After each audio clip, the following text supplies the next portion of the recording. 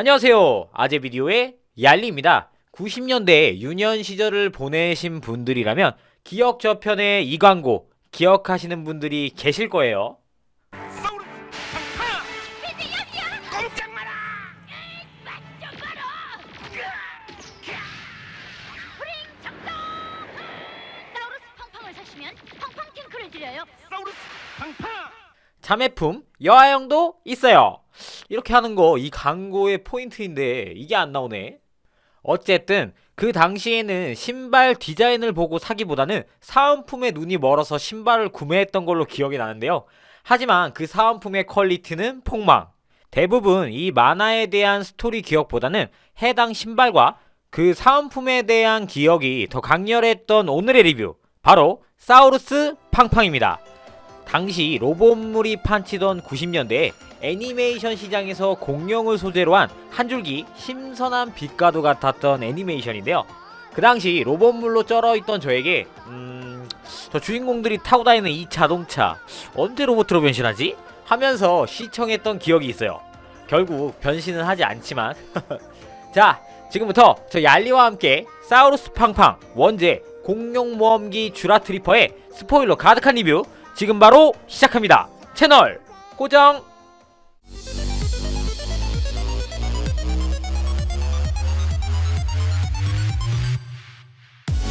얄리의 아재비디오. 어느 해양클럽, 약간 보이스카웃? 우주정보소년단? 같은 느낌의 이 친구들은 여름방학을 맞이해 2박 3일간의 항해훈련을 배를 타고 나섭니다. 어린이와 청소년들을 포함 15명의 주인공 일행들은 목적지를 향해 항해를 시작하는데요. 역시나 그 시절 클리셰. 기상예보에는 없던 폭풍우를 만나고 빨간 번개가 치며 거대한 빗줄기를 타고 어디론가 빨려 들어갑니다. 정신을 차린 주인공 일행들이 도착하게 된 이곳은 야자수가 가득했습니다. 정찰을 위해 이 만화의 찐 주인공 스피드와 친구들은 주변을 탐색, 티라노사우루스가 식사하는 장면을 목격해 멘붕에 빠지려는 것도 잠시, 누군가의 화살을 맞아 떨어지는 익룡 프테라노돈을 발견하고 그 안에서 아기 익룡을 구해내 다른 공룡들의 눈을 피해 그곳을 탈출합니다. 하지만 안전하리라 생각했던 주인공들이 타고 왔던 이 배도 덩치 큰 공룡들에게 안전이 보장되지 않는 공간이었고, 그때그때 도망칠 수 있는 자동차를 타고 주인공 15명과 아기 공룡 한 마리의 여정은 이렇게 시작됩니다. 스피드와 쌍파는 서로가 서로 때문에 이런 사단이 났다며 으르렁대며 날을 세우는데요. 냉철한 캐릭터 박사는 항적 데이터도 중간에 끊겨있고 통신 및 어떠한 데이터도 없는 이곳이 우리가 흔히 알고 있는 지구가 아닐 거라고 생각합니다. 한편 갑자기 말을 하는 익룡. 이 익룡의 이름은 팡팡. 그래서 이 애니메이션의 이름이 사우루스 팡팡이었군요. 팡팡은 이 세계에서도 몇몇 공룡들이 이야기를 할 수 있는 일명 보이스 사우루스가 존재한다고 설명합니다. 이 세계의 이름은 노아. 이 병사들의 우두머리로 보이는 모살 장군은 어떠한 이유에서 특이 개체인 이 보이스 사우루스 팡팡을 쫓고 있었고, 다행히 포획되려던 순간 스피드와 일행들의 눈에 띄어서 다행히 목숨을 건질 수 있었다 설명합니다. 하지만 이때도 인조인간 18호를 닮은 쌍파는 괜히 팡팡을 데리고 다니며 병사들로부터 위협이 될 수 있다며 팡팡을 죽이자고 의견을 내지만 스피드는 말도 안 되는 소리라며 계속해서 쌍파와 대립각을 세웁니다. 팡팡을 죽이려던 쌍파의 총소리 때문에 주인공들은 병사들에게 포위되고 차가 전복되는 상황에 처하는데요. 이때 등장하는 매뉴어. 매뉴어는 공룡을 탑승해 이곳에서 벗어나라 조언합니다. 다행히 매뉴어의 도움으로 전복된 차를 구하고 매뉴어가 살고 있는 루파르 마을에 도착하는데요. 완전 오지 문명인 줄 알았는데 공룡과 함께 조화를 이루며 살아가고 있는 사람들이 불악을 이루고 있네요. 매뉴어는 공룡과 함께 공존을 최우선 가치라 생각하는 캐릭터. 하지만 대부분의 사람들이나 모살 일당들은 공룡을 그냥 단순한 노동력으로 사용하고 그 가치가 없어지면 도축을 하는 형태를 취한다 이야기합니다. 헌데 이를 못 참았던 보이스 사우루스들이 한때 반란을 도모했던 사건이 있었고, 그로 인해 병사들이 보이스 사우루스인 팡팡을 잡기 위해 혈안이 되었다 설명합니다.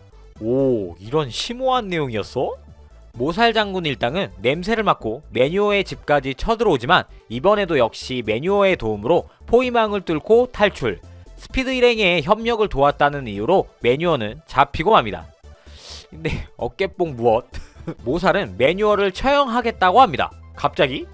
주인공들은 자신들의 목숨을 구해준 은혜를 갚아야 한다며 구출 작전을 전개. 처형당하려던 순간 폭탄이 아닌 폭죽을 이용해 무사히 구출 작전은 성공합니다. 신들의 호수라는 곳으로 진입한 주인공 일행들. 이곳은 이 세계의 또 다른 세력인 신관들만이 들어갈 수 있는 지역이고 그 외 다른 사람들이 발을 디딜 시에는 발이 썩는다는 이야기가 있어 일반 사람들은 출입을 금하는 곳이라 매뉴어는 말합니다. 헌데 이 신관들은 아주 먼 옛날 하늘에서 떨어진 신들이라는 이야기가 전해 내려오고 있다는 이야기도 하는데요. 스피드는 하늘에서 떨어졌다는 게 마치 자신들이 빗줄기를 맞아 하늘에서 떨어져 이 세계로 온 것과 비슷한 것 같아 더 자세히 알아보고 싶어 호수를 지나 신전 내부로 진입합니다. 신전 내부엔 홀로그램 메시지가 있었는데요. 신관들의 조상들도 먼 옛날 시공간 이동 장치를 이용해 이곳에 왔다는 이야기를 캐치하게 됩니다. 그렇게 좀 더 조사에 나서는 주인공들 앞에 나타난 머머리 군단. 신전에 진입한 대가를 치르겠다며 최면수를 걸려 하지만 꼴통 쌍파의 자폭장치 발동으로 더 자세한 정보는 얻지 못한 채 무사히 신전에선 탈출하지만 건물은 가라앉게 됩니다. 매뉴어는 노아엔 지역마다 신전이 하나씩 있으니 다른 곳도 찾아가보자 제안합니다. 그 의견에 반대하며 쌍파는 짝사랑 약혼녀 나나에게 자신들이 처음 도착한 해변가로 돌아가면 그 시공간 장치가 분명히 있을 거라고 자신과 그쪽으로 가자고 제안하는데요.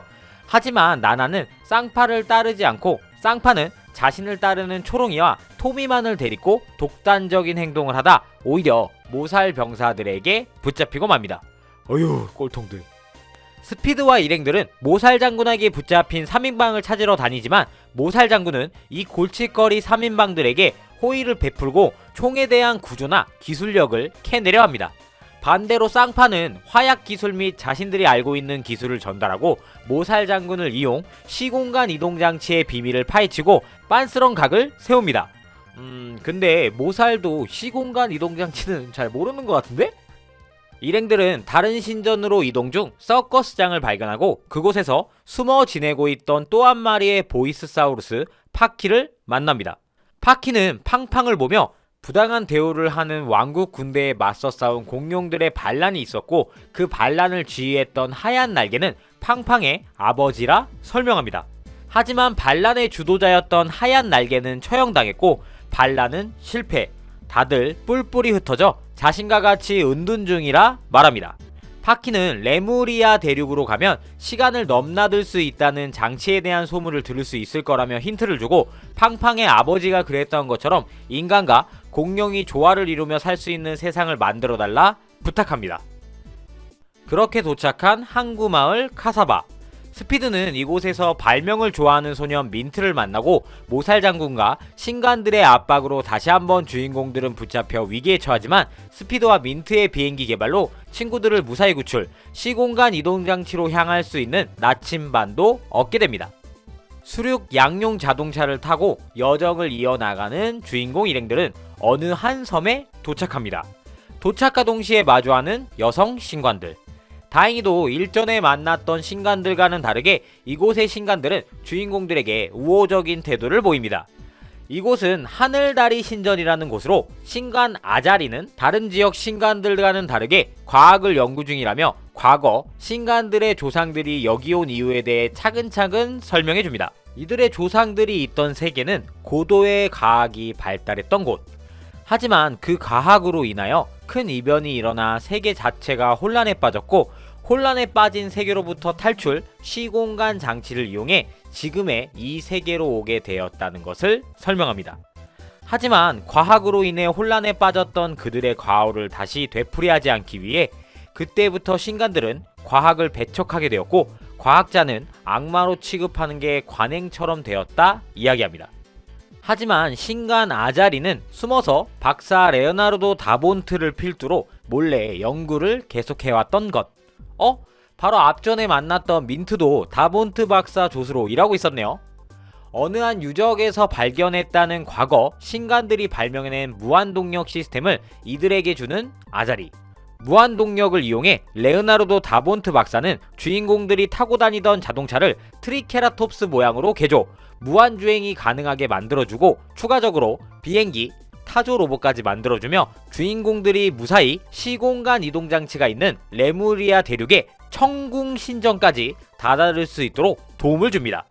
자, 여기서 사우루스 팡팡의 3가지 세력에 대해 정리를 해보도록 할까요? 첫째, 공룡을 억압하고 노동력을 착취하는 모살 장군 세력의 노아 왕국의 왕국군. 둘째, 과학을 배척하고 그 속내를 드러내지 않는 뭔가 수상한 신관들. 셋째, 공룡들의 해방과 자유를 위해 봉기했지만 현재는 실패해 지하로 숨어든 지하 조직의 보이스사우루스 세력들. 이렇게 사우루스 팡팡은 3파전의 이야기 속에서 주인공 스피드 일행의 집으로 무사귀환을 목표로 하는 스토리가 얽히고 설켜 흥미진진한 에피소드들이 계속해서 이어집니다. 스피드 일행들은 계속해서 여정 도중 지하 세력의 리더격인 브라이를 만나고, 브라이는 공룡의 두목이라 불리우는 전 하얀 날개의 오른팔 하얀 이빨을 소개시킵니다.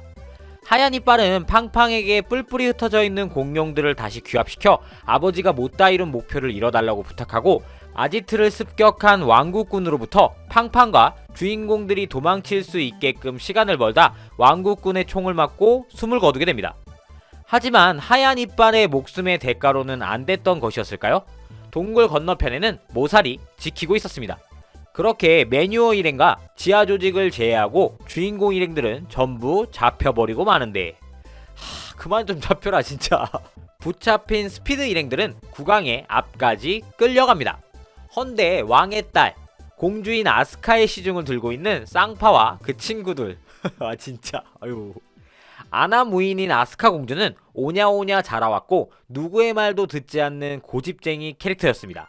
헌데 주인공 스피드의 항상 네 멋대로 굴면 넌 평생 외톨이가 될 거야 라는 말에 아스카는 나한테 이렇게 함부로 대한 건 네가 처음이야 를 시전 스피드에게 뿅 가게 되고, 처형당하려던 스피드를 구해줌으로써 처형보다는 조금 낮은 왕국 지하 쓰레기 처리장에서 일할 수 있게 감형을 받습니다.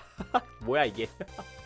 그 후 죄수들이었지만 친구들은 아스카 공주와 좋은 관계를 유지하고 주인공 스피드만 쓰레기장으로 끌려가는데, 그곳에서 아토스라는 전 왕국 공룡 조련사를 만나게 됩니다. 아토스는 왕국의 공룡 조련사로서 하얀 날개를 만나게 되었고, 그 당시 하얀 날개는 우수한 보이스사우루스로서 인간과 공룡의 공존에 대해서 깊은 생각을 항상 하고 있었다고 합니다. 아토스는 원래 공룡하면 노예라고 생각했었지만 하얀 날개를 만나게 됨으로써 그 꿈만 같은 공존이 현실로 올 수 있을 거라고 생각하고 생각을 바꿔 뜻을 함께 긴 논의 끝에 다른 지역에 공룡과 인간이 공존하면서 살 수 있는 새로운 나라를 만들자 의견을 모았습니다. 그때쯤 또 다른 동료가 나타나게 되는데, 그 동료가 바로 푸른 눈동자라는 팡팡의 엄마가 되는 푸른색 익룡이었습니다.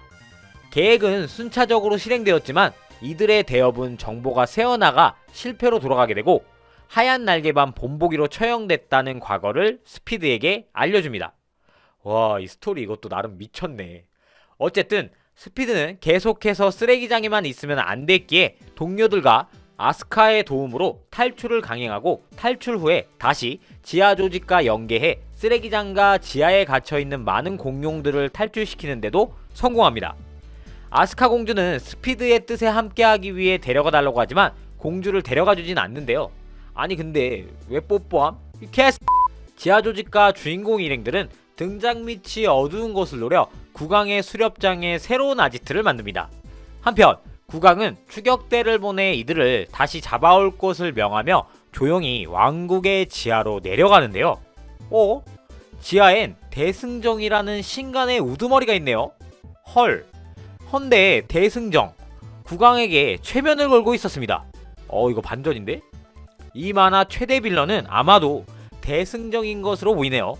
역시 뭔가 신관 세력들은 뒤가 구린 것 같더니만 흑막이 맞았네요. 왕국에 남아있던 아스카는 아버지가 대승정의 최면을 받게 된 사실을 알게 돼 왕국에서 탈출, 당분간 주인공 일행들과 행동을 함께합니다. 팡팡의 어머니이자 하얀 날개의 배우자인 푸른 눈동자가 잡혀있다는 왕림 농장으로 향합니다. 하지만 푸른 눈동자 역시 대승정의 체면을 받아 자신의 아들인 팡팡을 알아보지 못하고 이용당하는 중이었는데요. 하지만 팡팡의 절규와 하얀 날개의 유품을 지닌 모습을 보고 제정신으로 돌아오지만 적들의 공격 및 데미지 누적으로 숨을 거두는 푸른 눈동자. 팡팡은 이때부터 각성, 아버지가 이루지 못한 꿈을 반드시 이뤄내겠다며 지하 조직의 우두머리로서 활동하겠다며 주인공들과 이별하고 주인공들은 시공간 이동 장치가 있는 천공신전으로 계속해서 여정을 떠납니다. 한편 모살 역시 주인공들과 쫓고 쫓기는 추격전이 계속되는 그때 공주 아스카에게 대승전과 국왕의 진실에 대해 듣게 되면서 주인공 세력으로 합류합니다. 오, 역시 빵빵해진 주인공 세력이네요. 근데 모살 장군은 애초에 신관 세력들은 항상 경계하고 있었는데 역시 어깨깡패 이 형 촉은 좋은 형이었어. 모살 장군은 일단 자신은 진실을 알게 되었으니 스피드 일행 추격을 중지하고 왕국으로 돌아가 왕의 동태와 대승정을 살펴보겠다며 다시 본국으로 복귀. 이제 사우루스 팡팡의 이야기는 슬슬 막바지를 향해 갑니다. 일전에 도움을 받았던 아리자가 등장, 천궁신전까지 데려다준다고 등장합니다. 아니 처음부터 데려다주지 왜 갑자기 나타나서 도와준다는 거야? 이때 함께 온 다본트와 민트는 지금 이 세계 노아에 머지않아 큰 운석이 다가와 부딪힐 것 같다 이야기합니다. 갑자기? 이건 또 무슨 소리지? 어쨌든 주인공 일행들은 천궁신전에 도착, 그토록 찾아 헤매던 시공간 이동 장치를 발견합니다. 뭔가 생긴 게 좀 귀엽게 생긴 것 같네요. 이동장치.